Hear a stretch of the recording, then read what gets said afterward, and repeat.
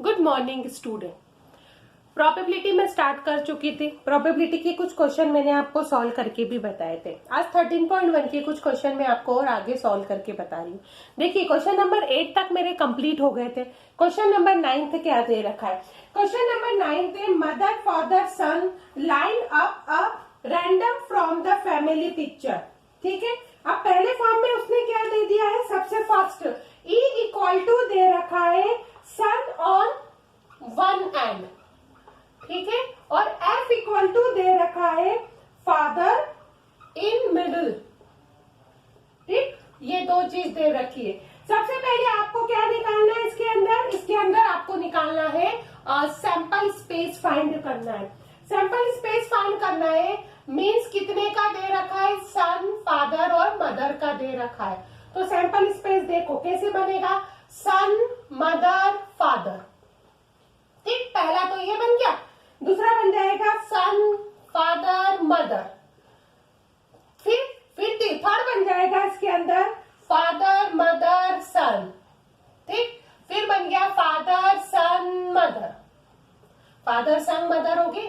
अब आगे की फॉर्म में आपके पास आ रही है, ये देखो, दो सन ले लिए, दोनों फादर ले लिए, अब दोनों मदर लूंगी। ठीक है, मदर का फॉर्म क्या लूंगी? मदर, फादर, सन। ठीक है, मदर, सन, फादर। बात तो वही हो गई। टोटल कितने आ गए? 6 आ गए इसके अंदर। पहला केस दे रखा हुआ है, क्या दे रखा है? सन ऑन द वन एंड। सन का होना चाहिए वन एंड के पार्ट में होना चाहिए। क्या होना चाहिए? वन एंड के पार्ट में होना चाहिए। ये चीज आपको ध्यान रखना है। तो अब इस फॉर्म में आपके पास वैल्यू क्या क्या दे रखी हुई है? एंड के पार्ट में होना चाहिए, मतलब एस एम एफ पहली category, S F M second category, F M S third category और M F S fourth category. ठीक है, अब F इक्वल टू दे रखा है फादर इन मिडिल। फादर काय में होना चाहिए? मिडिल में होना चाहिए। तो फादर मिडिल में कौन से है? एस एफ एम, ठीक, और एम एफ एस। ये दो आ गए। अब इंटरसेक्शन वाला पार्ट, इंटरसेक्शन में कॉमन वैल्यू कितनी आ रही है? एस एफ एम आ रही है ना, एक तो सिर्फ आपकी, और सेकेंड पार्ट इसके अंदर आ रहा है एम एफ एस। ये आ गया। अब पहली प्रोबेबिलिटी इसके अंदर क्या निकल रही है? तो P of E equal to निकल रहा है 1 2 3 4। ठीक है, 4 by 1 2 3 4 5 6, 4 by 6। P of F निकला है 2 बाय 6 और P of E intersection F निकला है 2 बाय 6 का फॉर्म निकला है। आपको किसकी वैल्यू निकालनी है? P of E upon F की वैल्यू फाइंड करनी है। तो P of E intersection F upon P of F की वैल्यू फाइंड करनी है। मतलब ये आ गया 4 बाय 6 2 बाय 6। ठीक है, 2 बाय 6 आ गया। इसके अंदर वैल्यू का फॉर्म दे ही रखा हुआ है और इसकी वैल्यू भी कितनी है? 2 बाय 6। आंसर कितना आ गया है? 1 के पार्ट को रिप्रेजेंट कर रखा है। ये हो गया आपका क्वेश्चन नंबर 9 आपके पास सॉल्व हो गया है। अब नेक्स्ट क्वेश्चन आप अच्छे से सुन लीजिए, समझ लीजिए कि क्वेश्चन का फॉर्म यहाँ पर क्या दे रखा हुआ है। ठीक है, नेक्स्ट क्वेश्चन में है ब्लैक और रेड डाइस के फॉर्म में दे रखा हुआ है। कौन सी वैल्यू दे रखी है? ब्लैक और रेड डाइस के फॉर्म में वैल्यू दे रखी हुई है, आपको निकालना है।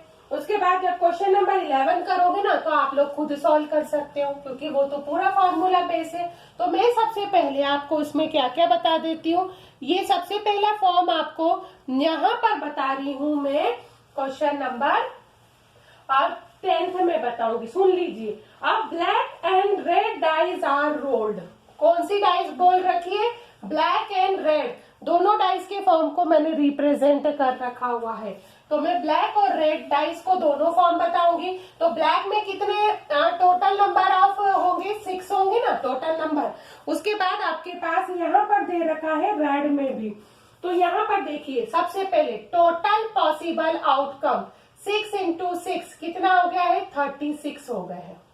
ठीक है, ये वैल्यू आपके पास यहाँ पर रिप्रेजेंट कर रखी है। 6 इंटू 6 36 के फॉर्म को रिप्रेजेंट कर रखा है। पहला केस अच्छे से सुन लीजिए कि find the conditional probability opting the sum greater than 9 given that the black dice resultant in 5 का फॉर्म दे रखा हुआ है। किसका दे रखा हुआ है? रिजल्टिंग 5 का फॉर्म यहाँ पर दे रखा हुआ है। तो सबसे फर्स्ट यहाँ पर लिखो फर्स्ट इवेंट में let A B the event getting क्या दे रखा है? सम ग्रेटर देन 9 और बी क्या दे रखा है? B be the event getting a 5 on the black dice। ठीक, ये वैल्यू दे रखी हुई है। अब फर्स्ट केस में देखो ग्रेटर देन 9 का फॉर्म दे रखा है, तो 9 में पहले कितना आएगा? 4 6 आ गया, 4 6 10 होता है, 5 5 10 होता है, 5 6 11 होता है, 6 4 कितना होता है? 10 होता है, उसके बाद 6 5 11 होगा, 6 6 कितना होगा? 12 होगा। बी की वैल्यू देखो कि रिजल्टेंट में 5 आना चाहिए ना, तो ये आ गया 5 1 5 2 5 3 5 4 5 5 और 5 6। ये वैल्यू आपके पास दे रखी है। अब मैंने इसको निकाला है इंटरसेक्शन का form, A intersection B. A intersection B में कॉमन वैल्यू कौन सी आ रही है? ये देखिए आप, सबसे फर्स्ट आ रही है 5 5 और दूसरी आ रही है 5 6। ठीक है, तो P ऑफ ए तो हो गया 6/36 हो गया। अब P ऑफ बी की वैल्यू भी कितनी निकलेगी? P ऑफ बी की वैल्यू भी 6/36 निकल गई। अब P of A intersection B की वैल्यू 2/36 है। आपको वैल्यू कितनी निकालनी है? A बाय बी की तो निकालनी है, कंडीशनल प्रोबेबिलिटी यही पूछा गया है, तो ये 2/36 है। ठीक है, इनटू कितना आ गया? 6/36, 36 से 36, ये आंसर आ गया है 1/3 के फॉर्म में। ये हो गया पहला वाला केस। सेकंड केस अच्छे से सुन लीजिए। सेकंड केस का फॉर्म दे रखा है कि find the conditional probability obtaining the sum 8 given that the red dice resultant in the number of less than 4। ठीक है, तो सबसे पहले इसमें भी एज्यूम करेंगे A इक्वल टू क्या आ जाएगा? इवेंट ऑफ गेटिंग, ठीक है, गेटिंग सम कितना बोल रखा है? सम 8 और B इक्वल टू दे रखा है इवेंट ऑफ गेटिंग, ये दे रखा है ना, नंबर लेस देन 4। ये आपके पास वैल्यू दे रखी है, वो भी किसमें बोल रखा है? On the rate dice. किसमें बोल रखा है? ऑन द रेट डाइस पे बोल रखा है। ठीक है, अब A इक्वल टू बोल रखा है सम का फॉर्म, तो सम का फॉर्म कितना आएगा? पहले 2 के साथ 2 6, फिर कितना आ रहा है? 3 5, फिर 4 4, फिर 5 3 और ये 6 2, टोटल हो गए ना 8 का फॉर्म। अब इसमें कितना आ रहा है? आपको बोल रखा है लेस देन 4 का फॉर्म रिप्रेजेंट कर रखा है।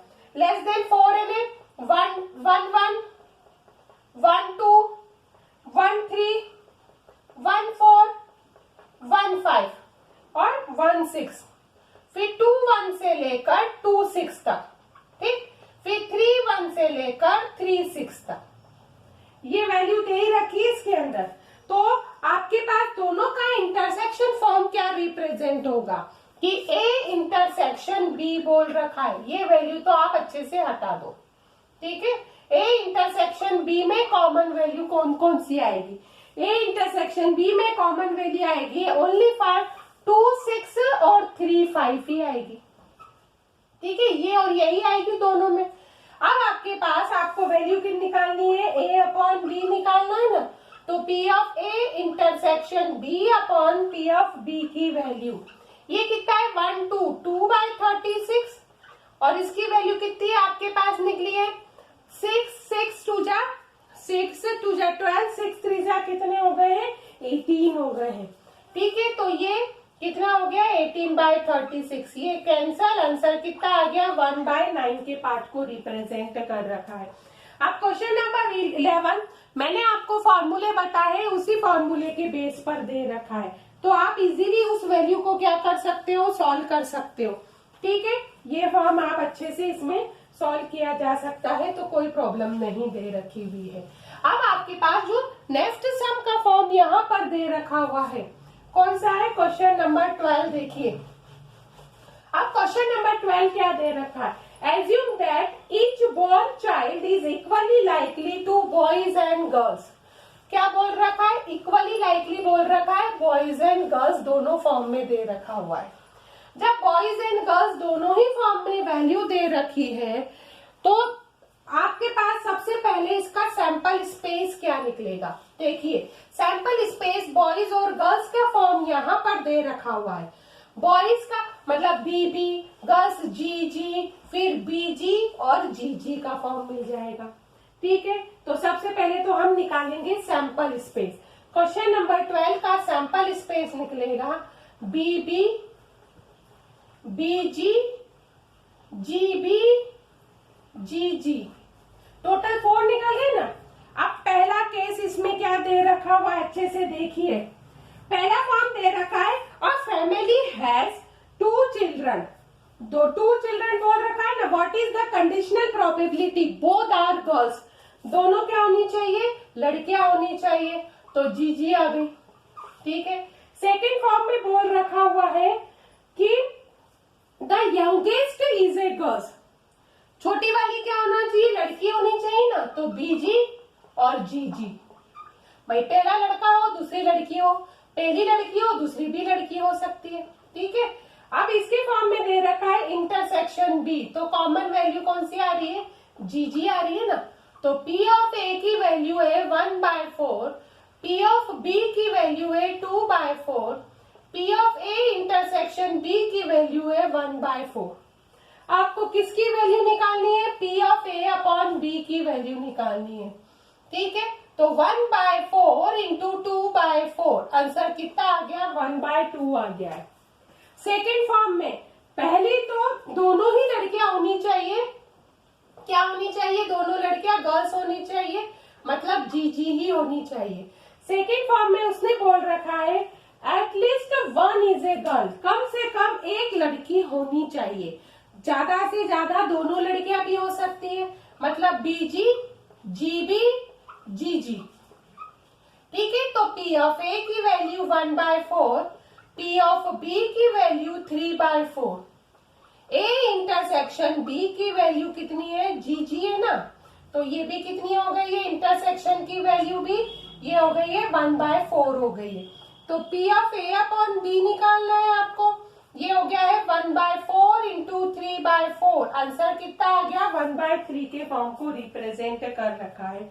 तो ये आपका कौन सा हो गया है, क्वेश्चन नंबर 12 भी सॉल्व हो गया है। ठीक है, अब आपको मैं नेक्स्ट क्वेश्चन का फॉर्म बताती हूँ, वैल्यू में क्या दे रखा है, अच्छे से सुन लीजिए कि क्वेश्चन का फॉर्म यहाँ पर क्या दे रखा था। उसने बोल रखा है कि एक क्वेश्चन बैंक में 300 इजी क्वेश्चन है। कितने क्वेश्चन बोल रखे हैं, यहाँ पर सिंपल सा फॉर्म अच्छे से सुन लीजिए, 300 इजी ट्रू और फॉल्स के क्वेश्चन है।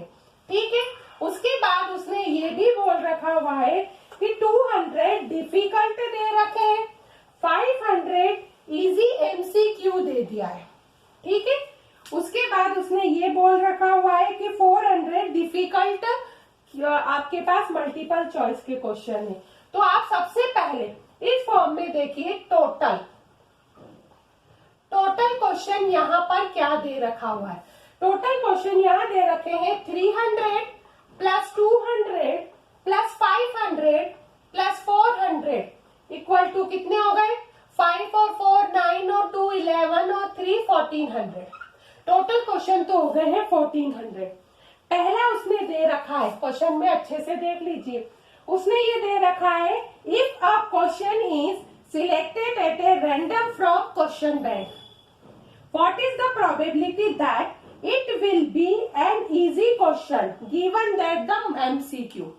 ठीक है, तो सबसे पहले ए तो दे रखा है बी द इवेंट दैट, क्या बोल रखा है उसने, सिलेक्टेड क्वेश्चन। कौन सा क्वेश्चन बोल रखा है? Selected question is an easy question. कौन से क्वेश्चन में बोल रखा है? इजी क्वेश्चन में बोल रखा है ना, ये वैल्यू आ गई। Means P of A equal to आपके पास इजी कितने हैं? 300 और 500 अपॉन 1400 हो गए, मतलब 800 अपॉन 1400। ये आपका पहला पार्ट हो गया है। ठीक है, अगला दे रखा है उसने सेकेंड पार्ट। देखिए सेकेंड पार्ट की कैटेगरी दे रखी है उसने, इवेंट दैट सिलेक्टेड क्वेश्चन। कौन सा क्वेश्चन बोल रहा है? Selected question is a MCQ दे रखा हुआ है। ठीक है, तो इसमें कितना आ जाएगा? P ऑफ B में 500 और 400 है। सिर्फ MCQ पूछा ना, कोई इसमें इजी और डिफिकल्ट का फॉर्म तो पूछा ही नहीं है। तो ये हो गया 900 अपॉन 1400, तो 9/14 ये हो गया, और ये कितना हो गया है? 8/14 हो गया है। 8/14 का मतलब होता है 4/7 हो गया है। ठीक है, अब आपको निकालना है इंटरसेक्शन का फॉर्म। इंटरसेक्शन में देखिए, select the question easy MCQ। कौन से सिलेक्ट करोगे? MCQ। तो कितने हैं ये? 500 अपॉन 1400 हो गए, ये दो तो कैंसल, 5 अपॉन 14 आ गया है। आपको वैल्यू किसकी निकालनी है? वही वैल्यू निकालनी है कि P of A upon B equal to P of A intersection B upon P of B। इसकी वैल्यू है 5 अपॉन 14, PB की वैल्यू है 9/14 से कैंसल हो गया 5/9। तो ये आपका क्वेश्चन नंबर 12 भी सॉल्व हो गया, 13 भी सॉल्व हो गया है। ये चीज आपको अच्छे से ध्यान रखनी है। ठीक है, आप इसी टाइप से नेक्स्ट क्वेश्चन भी आप सॉल्व कर सकते हो। क्वेश्चन टफ नहीं है, आप इजीली उन क्वेश्चनों को सॉल्व करोगे तो आप इजीली उन वैल्यू को निकाल सकते हो। जैसे क्वेश्चन नंबर आपके पास क्या दे रखा है? 14 दे रखा है ना, तो आप इसको कर सकते हो कि डाइज आना चाहिए, सम ऑफ डाइज तो 1 3, फिर 2 1, 2 2 और 3 1 की कैटेगरी बनेगी।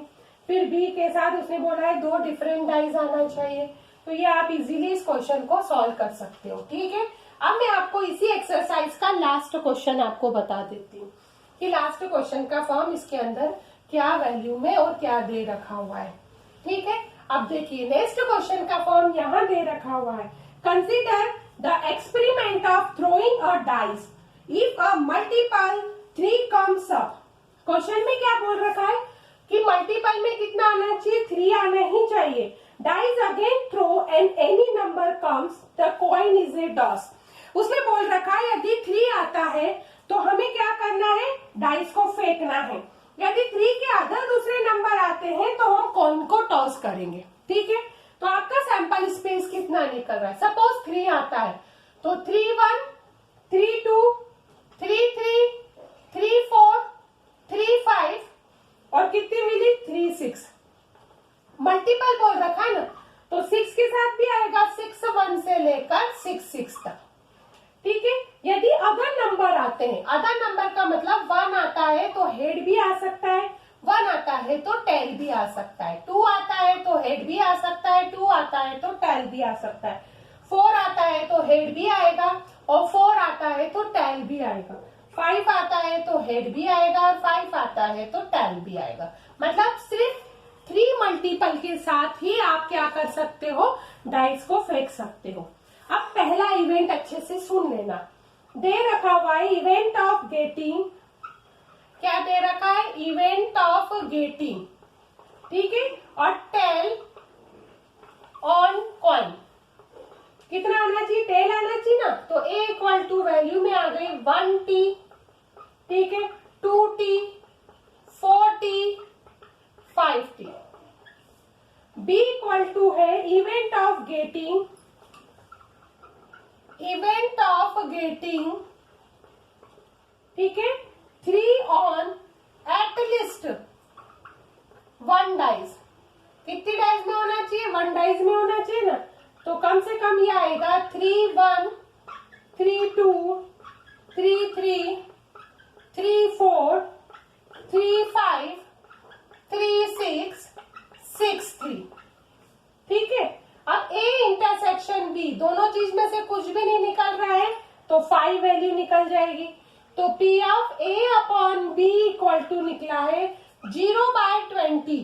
ठीक है, P ऑफ B की वैल्यू 1 2 3 4 5 6 7 7/20। तो आंसर कितना आ रहा है? 0 आ रहा है। तो ये वाला क्वेश्चन आपके पास क्या हो गया है? कंप्लीटली सॉल्व हो गया है। तो ये चीज आपको अच्छे से यहाँ पर ध्यान रखनी है। ठीक है, अब ये वाला आपके पास पोर्शन, मतलब ये एक्सरसाइज आपके पास क्या हो गई है? कंप्लीटली सॉल्व हो गई है। 13.1 आपकी कंप्लीट सॉल्व हो गई है। अब इसका जो नेक्स्ट टॉपिक है मैं आपको नेक्स्ट वीडियो में बताऊंगी।